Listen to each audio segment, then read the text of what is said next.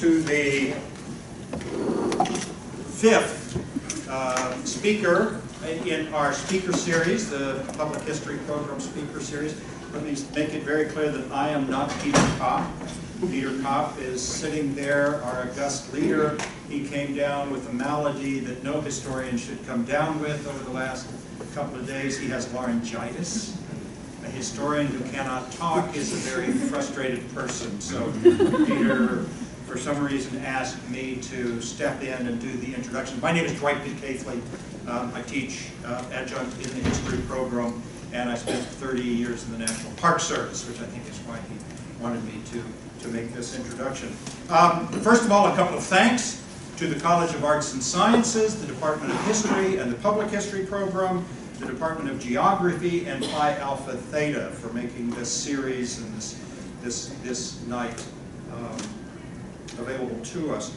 And before I get to introduce our speaker, let me say that our last speaker in this series will be a week from tonight, on November 3rd, Julia Washburn, who is the Associate Director for Interpretation and Education in the National Park Service office in Washington. So she is the big dog, and I'll probably mention that next week too.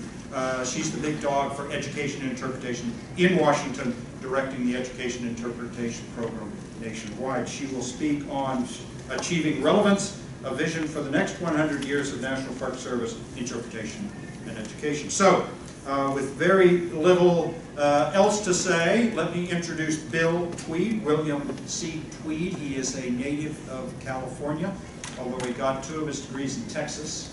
So we probably have some Texans in the room that can identify with that, with a doctorate in history from Texas Christian.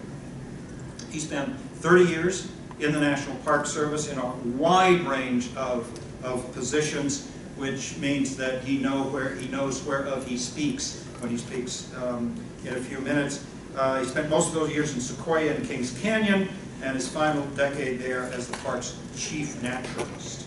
He is the author of several books: Uncertain Path, A Search for the Future of National Parks, which is about parks relating to global warming, particularly the sequoias, and a more recent book, King Sequoia, let me get this right, King Sequoia, the tree that inspired a nation, created our national park system, and changed the way we think about nature. Since retiring year after I did, 2006, he's in demand as a lecturer and consultant and a wide range of issues relating to parks and public lands and conservation. So, with that, please help me welcome William Tweed.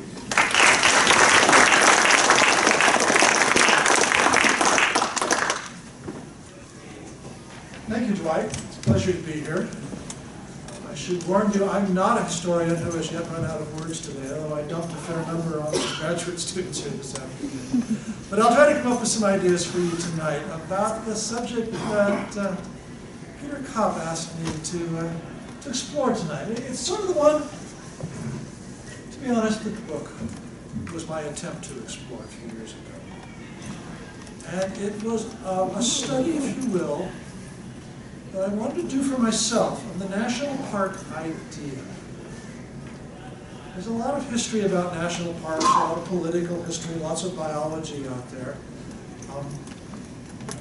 But I felt, and I'll try to make the case to you this evening, that the time was right to take a look at sort of the fundamental idea of a national park and how well it seemed to be faring and what was its future going to be in this very different century that we're now stumbling our way into.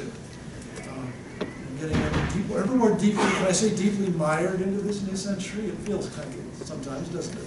It's a complicated place to be. So that was the source of this book, this Uncertain Path.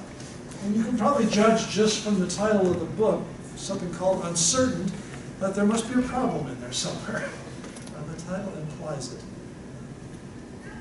The book was my attempt to explore an issue that began increasingly to worry me in my latter years with the Park Service. As Dwight said, I was with the Park Service for a long time, did a lot of stuff. But particularly, and dearest to my heart, were the educational things I did. I was involved in the interpretive programs, museum exhibitry, I did public affairs, spun things to television and radio channels, and all that kind of stuff. And therefore I had many times opportunities to tell the world basically what the national parks were for, what we're trying to accomplish. And of course that's all a very nicely defined story that dates clear back now for 100 years. This series that's going on this fall here in this room, celebrating the centennial of the creation of the agency, the National Park Service, that has managed the system now for 100 years. And so that there's an accumulated, agreed upon story of what the national parks are. But as I'll try to explain to you tonight, I began to find problems with what I was saying. And I wasn't finding problems because I was wanting to be a critic, but I was finding that what I was saying and what I was reading in other disciplines, in science and anthropology and so on, they were diverging. In fact, they were not diverging, they had long since diverged and had gone off in significantly different places. And yet the public perception of national parks and even the agency marketing of the national parks did not seem to be paying any attention to that. And so I ended up writing a fairly critical book. Not critical because it has a villain, but pretty critical because it attempted to explore a problem. And let me share, I'd like to share, because I was asked tonight to speak to the issue of the future of our parks. Let me explain to you what I think is the challenge. Because I don't think this is necessarily a fatal problem, but it is a big problem, and one that even a full decade after I started working on this book back in 2006, it came out in 2010, a problem that I think is far from resolved, one that is still very much in discussion, very much being kicked around in this world. To understand what I want to share with you, I think we need to go back for a second and sort of review the so-called national park idea, where it came from. Because I don't think that's something the Park Service does enough. Nor do critics or simply students of the national parks often think enough about the situation out of which our park idea grew. You know, I have a suspicion that most of you in this room are in here because you like parks, and if you like parks, you've read some park history, and so you've been exposed to a fair amount of the story of national parks, you know, to those clear back into the 19th century, way before the Park Service, by the way. It goes back to the Yosemite Grant, where first federal action clear back in 1864 to give land to a state to preserve in perpetuity. That had not happened before. To Yellowstone, the first national park in 1874. To the other early national parks that grew up in the late 19th and early 20th centuries, parks that existed before the agency, before the national park system ever came around, the National Park Service. Places like Sequoia, Crater Lake, Mount Rainier, Glacier, Rocky Mountain, Mesa Verde. All of these all these classic, what I call traditional or iconic Western national parks actually predate the agency and predate, therefore, the legislation that supposedly and effectively generally does guide how we manage parks now for the last century. So that legislation came into existence in 1916. Again, that's why we're here. And it codified ideas that had already existed for some time. And it therefore represents the world of natural resources management as seen now a century or more ago. They would not, at that time, have even used the phrase natural resources management. That's our phrase now. That's how we think about it today.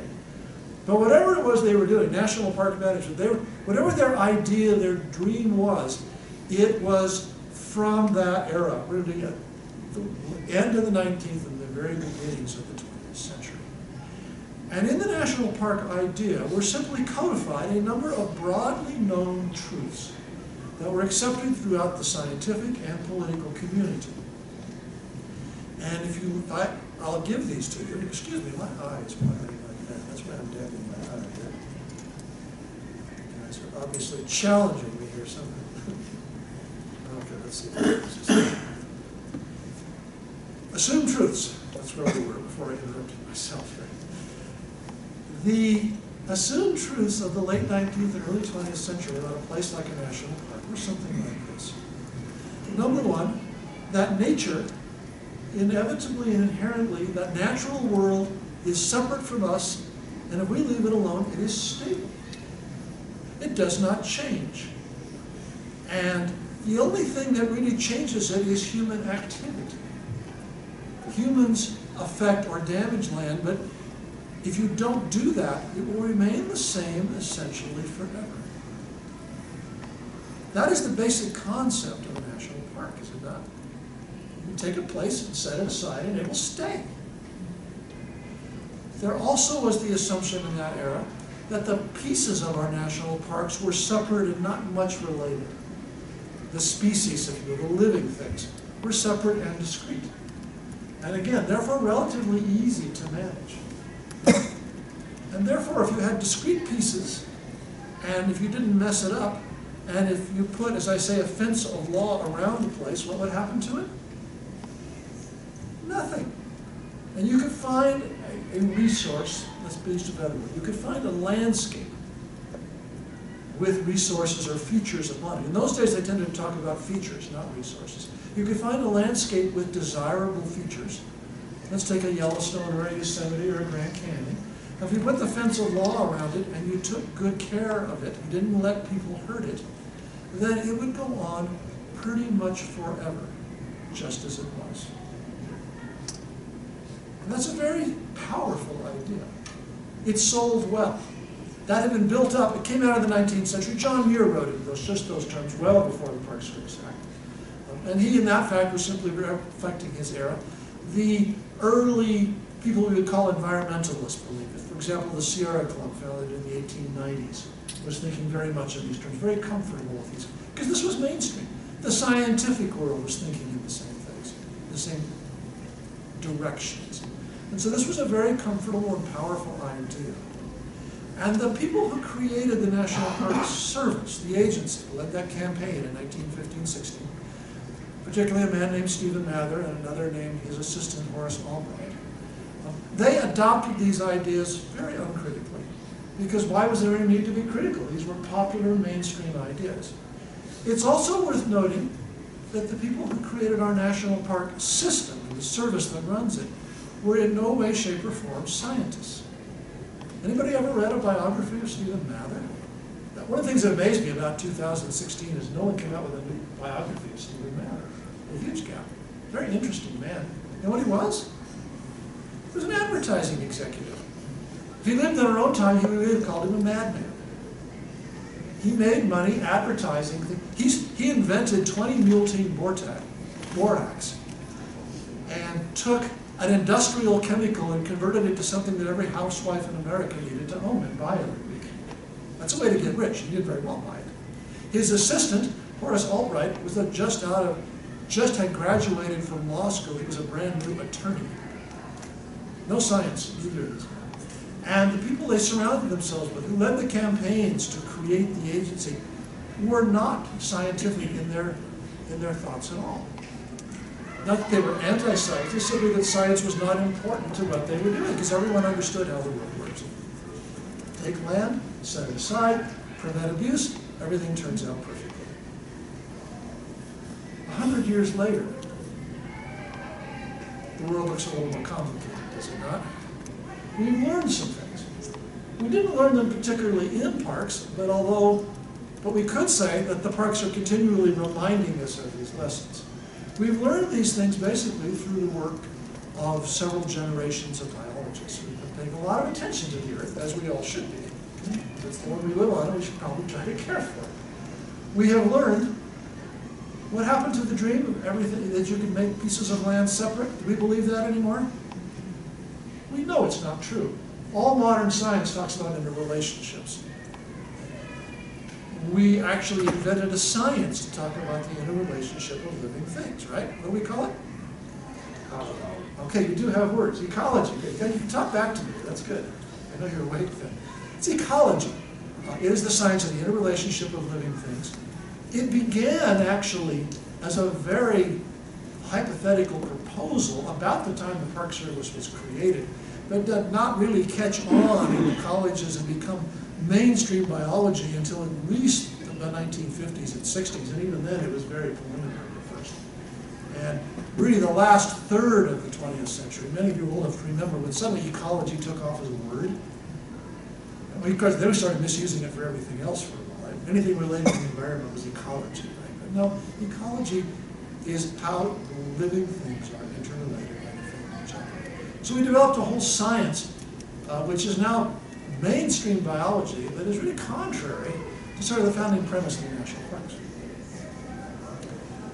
We learned also that the natural world is not stable, even without us. And that is something we've learned in the last couple of decades, ever more powerfully. Now, actually, there was a giant hint about this. It was called evolution. Evolution rather suggests that the Earth changes and what goes on. But we spent a long time sort of saying, well, there was evolution, but actually things don't change very fast or very often.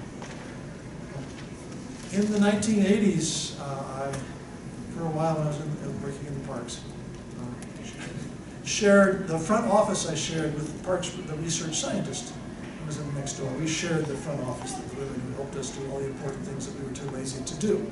It kept us functional. And about 4 o'clock every afternoon, Dave Parsons and I, we'd be tired of what we were doing, so we'd sit down and talk about something.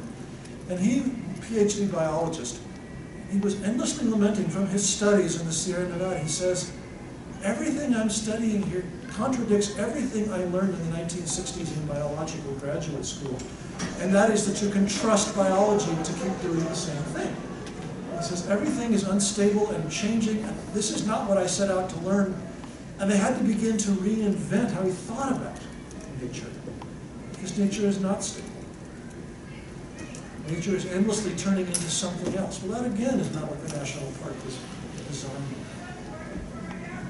There was another thing built into the national parks that was peculiarly American. And maybe it's a good thing, maybe it's more obvious in New Mexico than in some other western states, but we have to remind ourselves of it. There's also built into the assumption in national parks, very much in the original western parks, that they were pristine until they became parks. That these landscapes were only natural, and they'd always been left alone, and nothing had ever happened to them. And there's another discipline called anthropology that's been studying human behavior and saying, in essence, that we have profoundly underestimated how much earlier forms of human beings affected what goes on the surface of the Earth. There's a wonderful book out now 20 years ago, controversial when it first came out, and now everyone pretty well accepts it. Kat Anderton, that proposes that the entire landscape of California, for example, a place populated only by hunting and gathering people, not by agricultural folks like lived here in New Mexico, that the entire landscape of California was managed for human purposes for at least the last 10,000 years. And that one of the things that's gone wrong in California is that everyone thought it was nature. But it wasn't. It was a giant tended garden. And of course, in the 19th century, when different people took control of California and changed the rules of how we tended the land, everything went berserk. It turned into what we didn't expect because it was not wild and pristine at all. It was being managed. The garden on a gigantic scale by things like fire and stream damming and animal control, and all kinds of things were going on. And that there are almost no landscapes on Earth that have not been managed by human beings for a very long time, far more than we generally want to talk about. In the national parks, that has been a radical idea. In anthropology, that has been a long-established truth. So we have the biologists and the ecologists and the anthropologists moving far away from the original dream of the national park. But the National Park Service has not gotten so far away from its dream. You can actually apply, you can try this next week. I won't be there. It's safe. You can try it. You're going to have the head of the interpretive programs in the National Park Service here. And you could poke her gently. She's a very nice lady, by the way. But you can poke at her gently and ask her if the primary goals are still to preserve all pieces of the national parks forever just as they are. See what she says. Because those of you who are park users, this is not what you still hear when you hear interpretive walks and go to visitor centers and read exhibits and such. It's just not the traditional mission the Park Service has talked. We were talking about it decades ago, right? But is it a possible mission? Do you see my problem I began to have? The more I read in these other disciplines, the more I began to be concerned that what the Park Service was offering to the public, was guaranteed to the public, was in essence doomed to fail on those terms. Not to say that parks don't have other values, we'll explore those in a minute, but that the traditional promise was in trouble. And that was not just a little administrative thing. That I will propose to you, and I do in the book, propose to you that that promise has become, in a way, a long-standing covenant with the American people. How many of you watched the Ken Burns series on the national parks?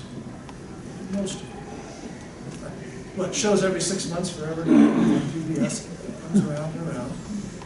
Remember the title?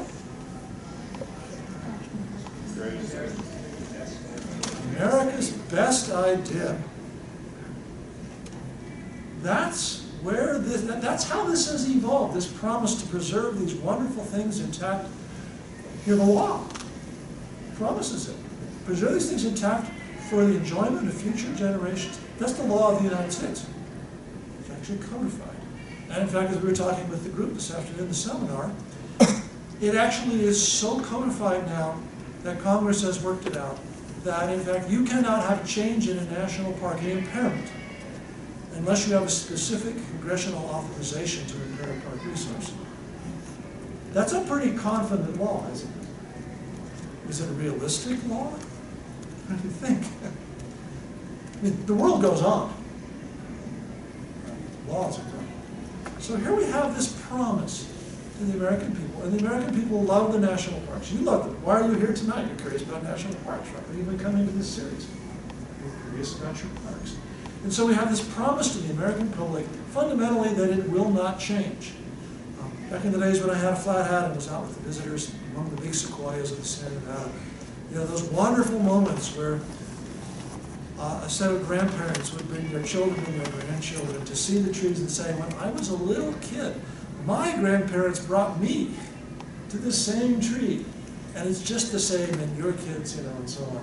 This wonderful promise, America's best idea. But what if America's best idea cannot be achieved?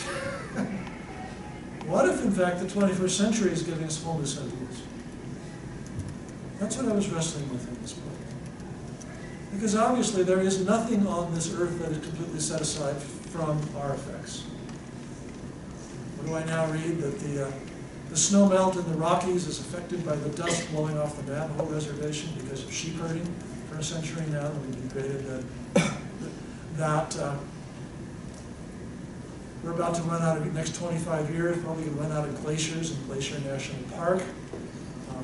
That in Glacier Bay National Park in Alaska, they've only lost how many dozen miles of glacier now?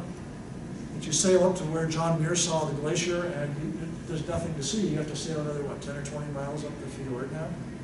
Those kinds of changes. And we're headed toward biological changes every bit as profound. Because in fact, temperature change moves plants quickly, and that plants determine what animals can live in different places.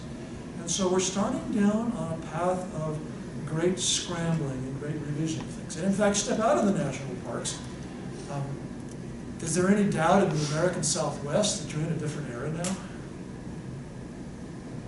For a while there was talk about the prolonged drought, and nowadays there's not more and more talk about the new normal. But you're living in a different world. Not an unprecedented world, by the way. We are marching right now in the Southwest and on the West Coast. We're marching rather quickly back toward the 11th century climate. Remember what happened to the people of the Southwest in the 11th century? The entire depopulation by the pre-Puebloan people, and the abandonment of a huge part of the Southwest is uninhabitable. Remember what's underneath Phoenix? A whole canal system from a failed civilization that irrigated where the city of Phoenix is until that civilization collapsed. And left in the early 20th century, they were building irrigation canals before Phoenix became a giant city. They were finding they were digging out the same canals on almost the same alignments for 1,000 years ago. So the world is changing. But let's come back to the parks. What does this mean for national parks? It means two things. It means that parks are going to see a great deal of change. And there's a biological implication to that. That's my first point. And then they're going to see a great deal of change. And what does that do to that covenant with the American people that leads people to love and support parks? Can you see a threat? And if the things you love begin to disintegrate, what happens to your relationship to those parks you love? Are you going to love them in the same way? Well, you might. It's going to be harder. It's going to require a big change, isn't it? And you know, maybe we humans are really clever creatures. We do a lot of interesting stuff. We've created a pretty astounding world around ourselves these days. And you know, we're really good at technological change. We're often not so quick at intellectual change. And so we still like to believe in America's best idea when we visit national parks, and that it's all going to be the same, that it's all going to be there for our grandchildren and great-grandchildren, except it's not going to be the same. And so, the national park system I have proposed in this book, and I've been talking about this now for several years, is in the process of doing it, is required, and must be in the process, and it's wrestling with this, but it's hard, to reinvent itself in two different ways, both of which are inevitable and are inescapable. And I'm not saying these things because I want the world to change and go somewhere I want it to go. I just assume that none of this were true. But that's not the point here. Instead, the parks are going to have to find a way to adapt to accelerating biological change in those parks that have biology, which is the classic iconic Western parks. If I remember, we'll come back in a second and talk a little bit about cultural parks and recreation parks. They play a little differently in this case. They play significantly differently, actually. But the natural resource parks are going to have to accept change because how well are we doing as a society in doing the very difficult things we need to do to slow down the biggest of these changes? Not very well, are we? We're finding it very difficult because it requires us to look at things that are sort of way beyond not just park scale or even cultural scale or national scale. We're looking at global stuff. And certainly the current political campaigns tell us these issues remain controversial and far from universally held in our society. It's hard to do these big changes. And so we have to change, within that context, we have to change our scientific approaches to what goes on in parks. And at the same time, while that happens, something that I think is more difficult must occur. And that is we must also find a way to redefine the value of parks. Because I think intrinsically, we all find these big, wild, scenic places very valuable to us as individuals. Why do we keep going back to these places year after year? And generation after generation, we are attracted over and over again. We take our friends, we take our children, we take anybody who will go, right? These are not the truth of it. We love these parks and places. But we're going to have to redefine our own expectations. And that's hard to do as well.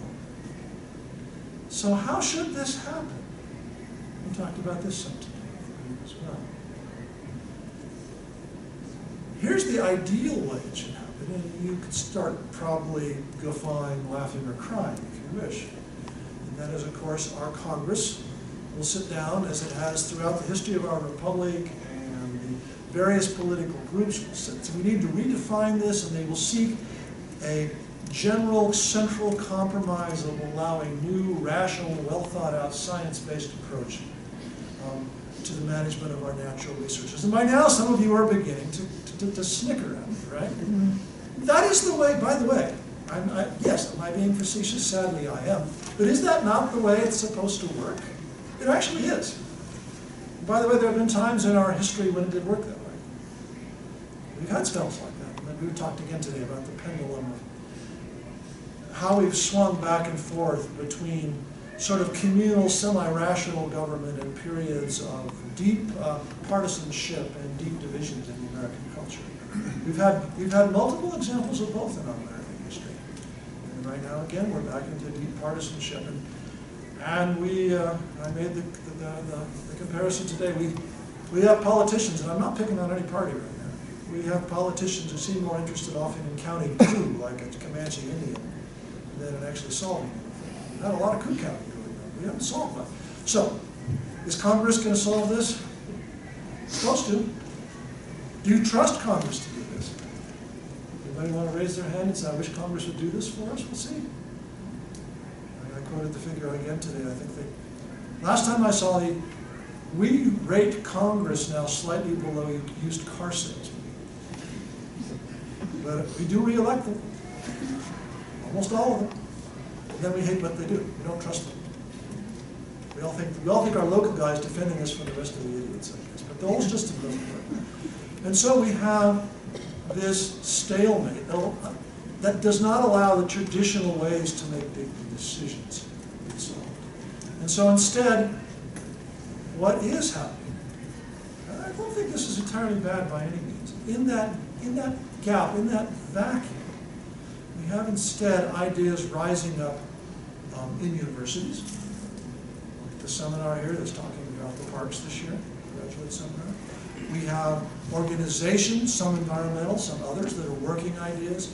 We have lots of citizens groups, lots of individuals trying to figure out what this is about. There's an occasional guy who writes a book to try to get people to think about these kinds of issues. That's what I was doing. I didn't write a scientific book.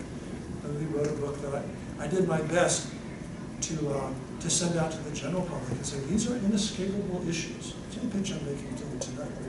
These are inescapable things that even if we don't like them, we ought to pay some attention to and try to figure out where we want to go. Because we really, life generally is better if you try to go somewhere instead of just allowing something to happen. So this brings up the basic question. So what is possible? And again, let's focus on the traditional, the big, wild landscape parks of the American West first. What is possible in the 21st century in those kinds of places? A couple different things. And there are real choices to be made here. And I'm not here to pitch one to you. But I am here to give you a couple choices and hope you will think about them and maybe decide what this means to you. The most fundamental choice that we are going to make is whether we are going to continue to increase our management of these places to preserve certain values, or we're going to step back. We can do a lot of managing. The Park Service is, the great growth field of the National Park Service for decades now has been natural resources management, because every decade it's harder to keep things running the way they were than the previous decade. And so there's more money spent on vegetation restoration, on preserving rare animals, on fisheries management, and aquatics, and all this stuff. And it is all basically a swirl of monitoring and mitigation. The monitoring is simply trying to figure out what's going on out there, which can be expensive. We spend a lot of money. Big, complex natural ecosystems do not crack easy in terms of everything that's happening to them. And the mitigation is trying, once you've figured out what is happening, then you try, if you don't like what's happening, well, then you can begin to try to manage, either to correct something specific, that's mitigation, or you can try to manage on a broader scale, seeking a beautiful, vague concept called increasing resilience. Ideally, you want natural systems that are resilient as possible, that they bounce back from problems and assaults, to stay as close to what is there now as you can. That's what you're hoping will happen. And there's a fair amount of science right now poking at the idea of how do you manage broad ecosystems to enhance resilience. And it's far from being resolved down to a nice set of regulations or rules or even precepts yet. It's more of a desire. So we can manage. You can also manage on a much smaller scale. You can manage toward what I am calling, a little derisively, but I shouldn't be derisive, what I call an ecosystem museum. Go back to my old home park. You've got a sequoia grove, a couple thousand-year-old trees, a couple hundred of them. Well, America's best idea says those are there forever. They're pretty, they've been there 2,000 or 3,000 years. They're pretty firmly, quite literally, they are deeply rooted in a place in time. So can you figure out what's wrong? Is there too little water? Are there too many invasive plants? Can you see how you start down the path of doing more and more on a small area? There is, by the way, a model of this that's been around for decades, although we didn't call it an ecosystem museum. Anybody been to Hawaii volcano? You must have. And Did you take the rainforest walk, nature trail? Over, big volcanic park on the big island of Hawaii. There is a section that is the Hawaiian tropical rainforest nature trail. I paraphrase is a better name for it. And it has been intensively managed for decades because the main problem in Hawaii, long before climate change, was invasive species. Hawaii was really a very isolated place. Thousands of miles of water around it. So it developed its own very specialized and unique plants. And then people came in, not only us by the way, but even the Polynesians started bringing in all kinds of stuff to Hawaii. And the forest began to change, and then the native birds got in trouble, and the whole thing began to unravel. And the Park Service was reduced several decades ago to fencing this rainforest off in, I think, something like quarter-mile squares with pig-proof fences. And then in those squares, you aggressively hunt out the invasive animals and you weed out the invasive plants. And you try to keep some semblance of the native mix. It's an ecosystem museum. It's hard to do, not impossible always, but it's difficult to do, and it is, guess what, expensive. Because when you're managing a forest in quarter-mile squares, trying to look after every single plant and every single animal, a fair amount of tax money has to go out there to do that. We could end up, I won't say may quite, we could end up doing that in a whole lot of national parks for those special biological resources. So that it will continue to look, so the dream, so that we can at least believe that some of those unchanged places are still unchanged. Some thought, I don't like it. You don't have to like it either. What's the alternative? There's a grand intellectual alternative, that it takes willpower. It also takes a degree of acceptance that is not something that comes easy to us. The alternative to managing is we don't manage it. You let it go. Okay. We can give that a positive name. We'll call it wildness. Same idea. Exactly. The alternative to managing is to step back and say the real value of these landscapes is that they are wild and unmanaged by modern people.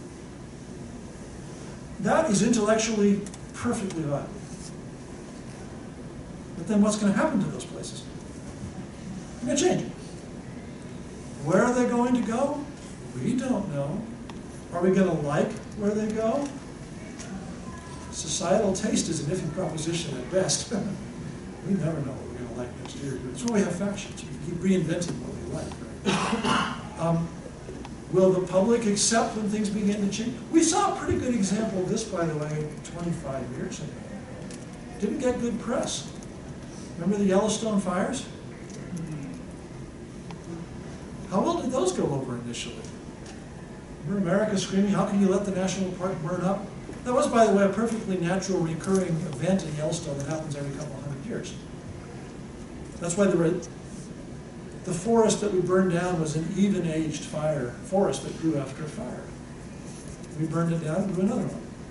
But the fact that we would allow, here's the concept. The fact the public could not buy the idea that the government, those people, the managers, would allow that much change to occur. Couldn't it be stopped? Isn't that what you read in the papers? Remember? How can this happen? In the aftermath of that, a cartoon got faxed around the Park Service. Things the public doesn't very often see. You know, every organization has its internal paths, right? And I was doing some public affairs work that year. We were all doing it after that. And I got a copy of this political cartoon. And it had nothing to do with Yellowstone, but it did.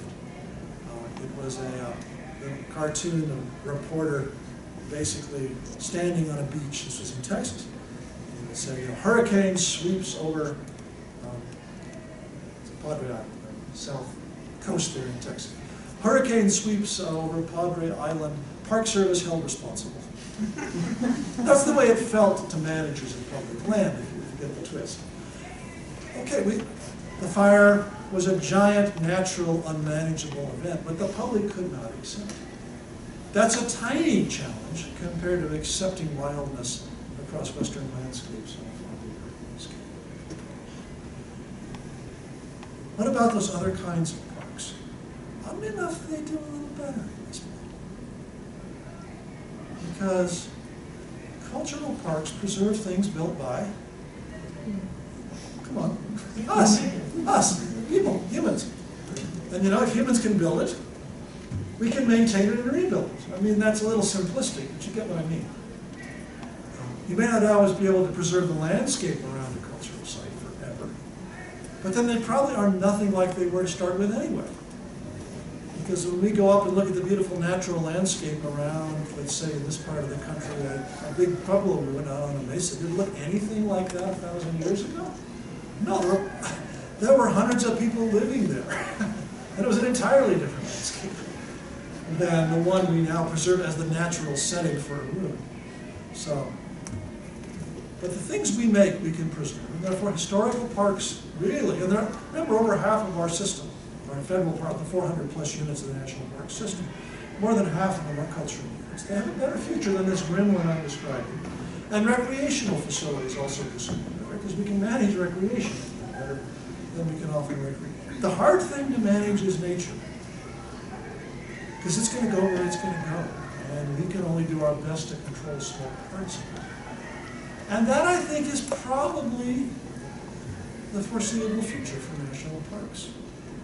When I wrote the book, I actually didn't say, okay, so where is it going to go? And I said, well, you get to choose. I chose 6 years ago. And it seems to be increasingly visible where we are going. And here's my guess. And as a historian, I actually have no more claim on the future than anybody else. We're all guessing about the future, right? None of us know for sure. But this is my reading. You can take it for what it's worth.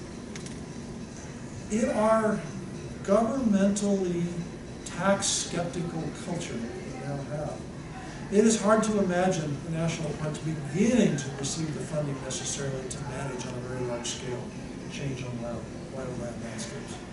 It would be extraordinarily expensive, and you have no idea if it'll work. Because anybody who's ever managed an ecosystem rapidly discovers that the great boondoggle of managing, not the boondoggle, the great problem of managing landscapes is you very often get unanticipated events.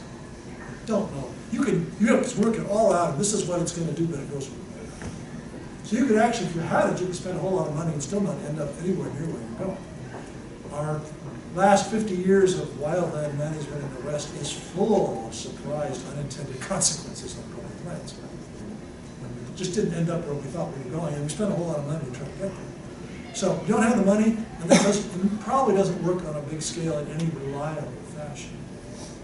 So we're probably going to have to start pitching the idea that the true value of these big landscapes is in their wildness, because unless you've got a better idea, and I'd love to hear it. It's the best I've come up with so far.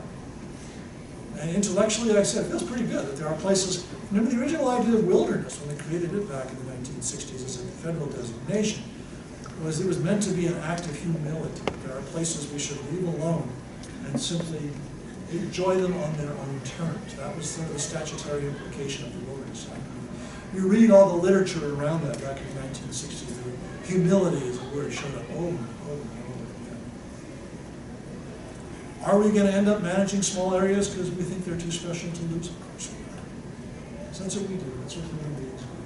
So we are going to have ecosystem museums too, I suspect, on a small scale.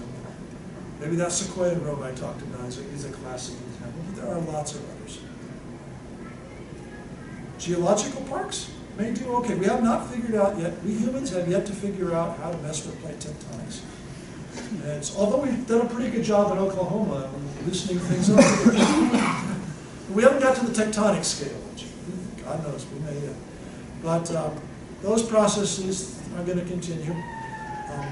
But the biological world of parks is going to change, and if we care about parks, and I think all of us in the end, I suspect you're here tonight because you agree with me, that all of us in the end who love parks know that even in a time of intellectual challenge, that there is really profound value into having wild places that are real, that are tangible, that we do not manage, that are full of the biological complexity that we inherited, that we're a part of. And that we prize that connection to reality. I was out this summer. It's getting hard now, but I was out for the 50th summer with a pack in the ICR. It's what makes me who I am. Year after year, decade after decade, my wife sort of shakes her head at me sometimes and says, "Why are you still doing this?" I said, "Because And I bet if we took the time, there's a bunch of similar stories in this room. You each connecting in your own way, in your own cycles with these special landscapes. So, but if we care about these places and want them to survive, we both have to accept the science and work with it as real. And we have to begin and continue to involve ourselves in what I challenge you, it needs to be a societally wide conversation about accepting change in national parks after a century of promising that it will never occur. That's going to disappoint and discourage a lot of people. And if the folks who don't see a future aren't talking to it, then who is going to talk to it? That's my challenge for you tonight. I wish I had a happier talk for you, but I think it's one based upon the reality of the 21st century. Can I generate some questions, some reaction? What's on your minds? Yes? Do you think that in some cases the concept of wildness could result in a large loss of biological complexity if we started to move towards monocultures as a result of our prior human impacts? Could hands-off wildness management see biological loss? Absolutely. Will it see more biological loss than managed? We have no idea. And that's the context. You can't say letting it change versus not letting it change. Because I've been trying very hard for most of an hour now to convince you we're not letting it, that you can't go there anymore. So it's going to change one way or another. We're going to have to accept it one way or another. But when I said that it may change in ways we find very unacceptable, you just come up with a perfectly concrete example of how that could happen. One of the things that science is speaking to us about that is both fascinating but disturbing to those of us who spent our lives the last 30, 40 years in natural research stuff, is we're beginning to see a whole new category of ecosystems on the landscape that are now being lumped under the phrase novel landscapes. These are biological ecosystems that don't look like anything we've had before. Because it turns out when conditions change, not all the things living on an ecosystem move together. Some move fast, some move more slowly, some don't move at all, some go extinct. Other stuff mixes in new ways, and so you'll get a novel ecosystem. There may be some plants that were at an upper altitude with some ones that came up from below, and an alien plant that got in there and prospered, which wasn't there before. And you suddenly have something entirely new. Is that possibly at the expense of what was there before? Sure. So there's going to be loss. There's not much doubt from the biological, scientific point of view that we are now marching into is it the sixth great extinction in the history of our planet? And this time it seems to be things weird. That's why even the geologists now are beginning to speak of the Anthropocene. This is now the geologic factor that is controlling the Earth suddenly is anthropos, is us.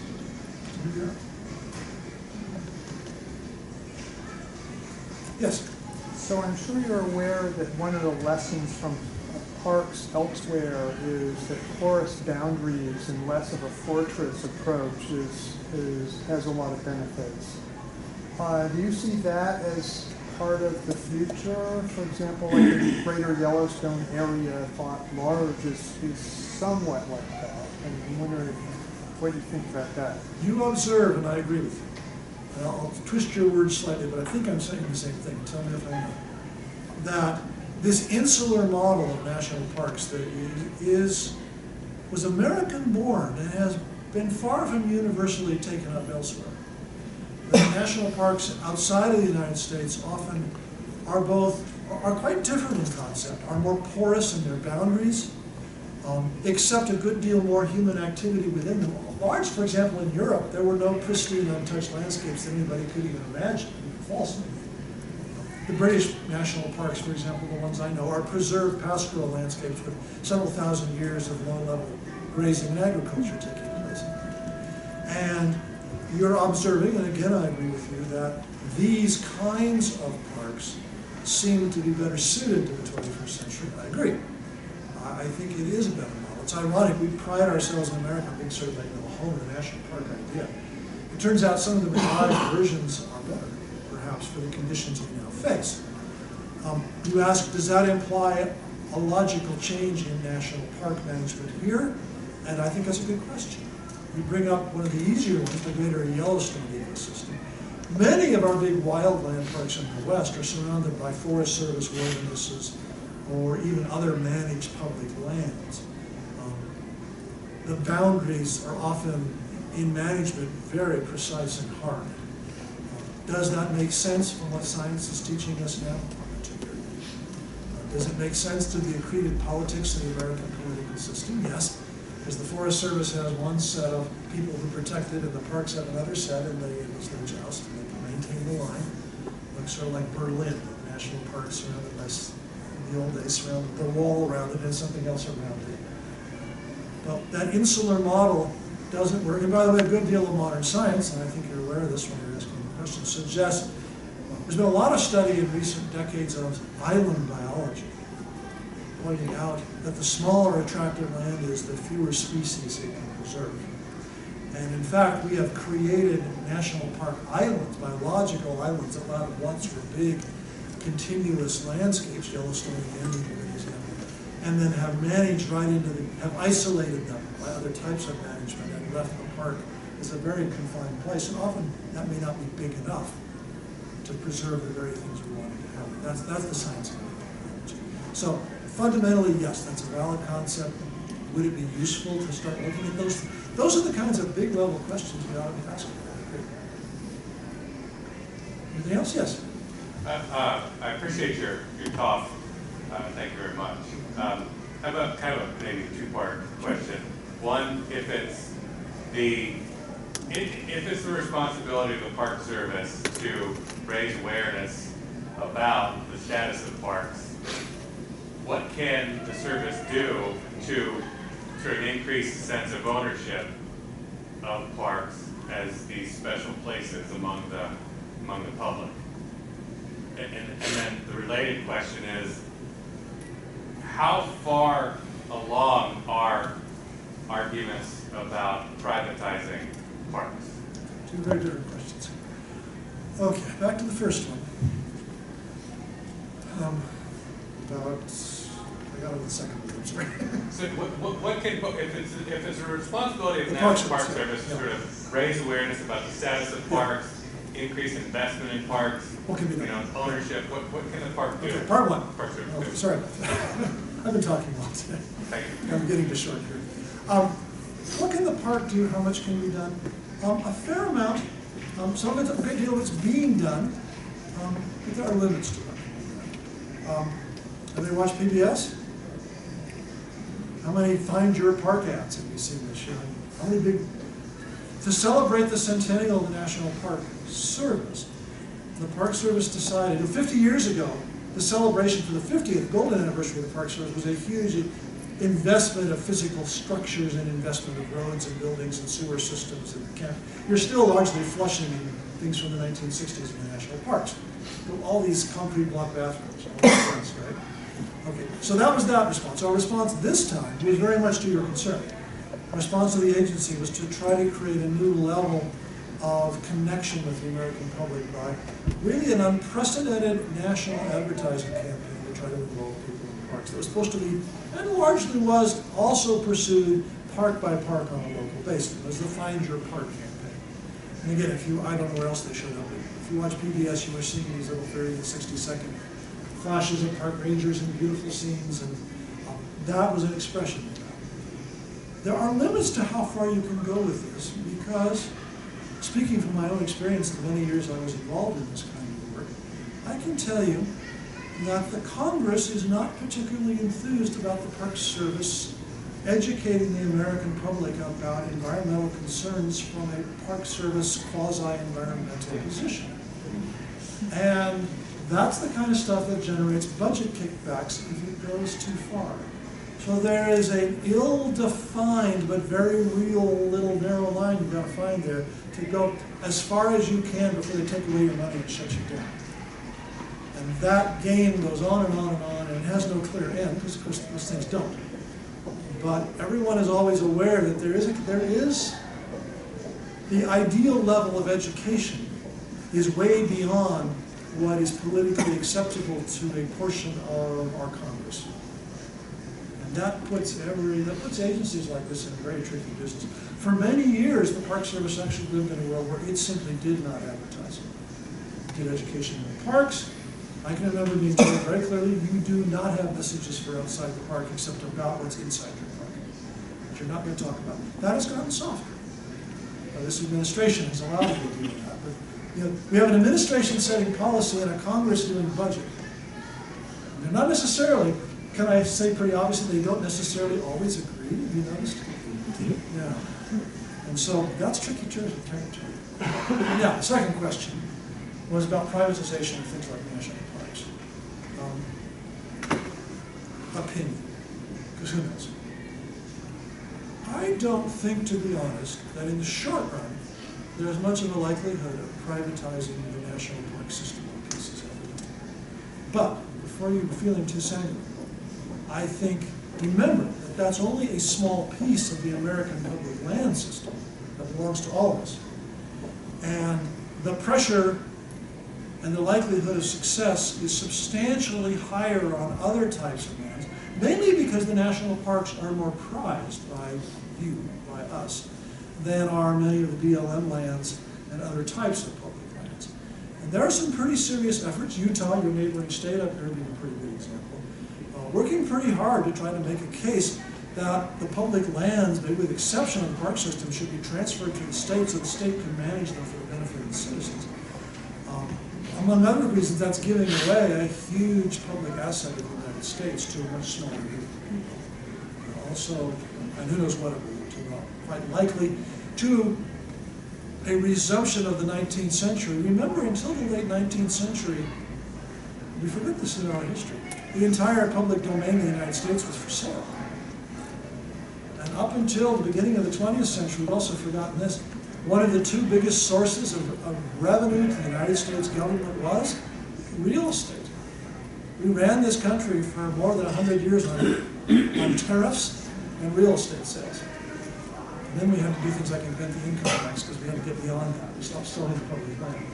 So there's precedent for this kind of thing back in our history. We started in the late 19th century reserving for public benefit public lands. That came to be the National Park System, and the National Forests, huge acreages, the Fish and Wildlife System with what now, 500 or more units, I lost track of that too. And of course the gigantic public domain held by the Bureau of Management for us in trust. It's a huge amount of land. In places like New Mexico, it's often pretty controversial. I don't know the number for New Mexico, but I bet 60–70% of the state or more is held in public land. Might be higher. That is 90+. And so there's always local resistance to this. Who do these lands belong to, and who are they for? And this is what the whole Bundy business has been about. Bundy got into trouble because he said that down in Nevada, in the Mesquite, Nevada area, that the government had no right to control the number of cows he put on our public land. He said it wasn't public land, it was his land because he'd been grazing it, his fathers and his grandfathers, he grazed it, therefore it now belonged to him. And that's a little micro model of a much, much bigger issue. And that is, what are they for? Who do they belong to? And the BLM lands in particular, there's a huge amount of that we've just seen in southern New Mexico. Huge tracts of BLM. A great deal of that. Those are sort of the, we don't think much about those a lot of the time. We're engaged in other stuff. But they are huge. They are a lot of land, and they belong to us. We ought to be thinking about them too. One more question, if there is one, or are we done? Final question. One. What? You mentioned privatization of the lands. Some, I can't remember, I think it might have been Arizona, I was driving through and I saw the front little lizard that's the symbol of some insurance company that had sponsored a rest stop. And so I'm asking you now, what about corporate sponsorship of our national parks? Do you see that as a potential that our government may look toward to cut taxes, because we know got to do that, and that's how we'll save our public lands? Good question. What role is or should or could philanthropy play? No, I'm not calling it philanthropy. Oh, I was being nice. Corporate sponsorship, which includes, which is a form of philanthropy along with private donations, but the giving. And as you imply, corporate giving usually comes with some expectations. I think that's an implication of your question. What role is that playing? And what role might it play? That actually is a fairly controversial subject right now in the National Park System. The Park Service has a whole sister organization created particularly for that purpose. It's called the National Park Foundation. It was chartered by Congress some 30 years ago. They allow corporations to become national park sponsors, not specific park, but system. And then they get to put in their ads that they are sponsors of the national park. One that you might notice, and one that catches my eye these days, Subaru. Seen the ads for Subaru? Television ads and magazine ads, you know, supporting the national partner, supporting. And so they get, of course that fits sort of the Subaru crowd, right?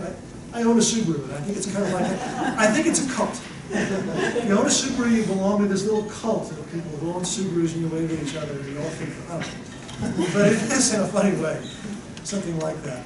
But there are a lot of other corporations, but on the list there's a lot of other corporations doing the same thing. The Park Service this year, Park Service sets the rules for the Park Foundation.